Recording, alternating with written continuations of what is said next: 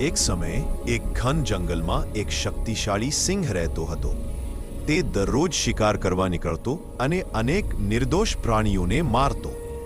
જંગલના બધા પ્રાણી ભયમાં જીવેતા. એક દિવસ બધા પ્રાણીઓ ભેગા થયા અને નક્કી કર્યું કે સિંહને દરરોજ એક જ પ્રાણી મોકલવામાં આવશે જેથી બાકી પ્રાણીઓ બચી શકે. સિંહે પણ આ શરત માન્ય કરી. એક દિવસ સસલાની વારો આવ્યો. નાના સસલાને બધાએ સલાહ આપી કે જલ્દી જતો રહે, નહીં તો સિંહ ગુસ્સે થઈ જશે. પરંતુ સસલું બુદ્ધિશાળી હતું. તેણે વિચાર્યું કે માત્ર સમયસર પહોંચવાથી કામ નહીં ચાલે. કોઈ એવી રીત જોઈએ કે જેને કારણે જંગલના પ્રાણીઓ સદા માટે બચી જાય. સસલું મહત્વપૂર્વક મોડું થયો અને ધીમે ધીમે ચાલતું સિંહ પાસે ગયો.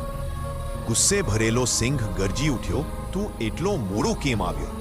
સસલાએ ભય દર્શાવી કહ્યું, "મહારાજ, બીજા એક મોટા સિંહે મને રસ્તામાં રોક્યો હતો અને કહ્યું કે તે જંગલનો સાચો રાજા છે."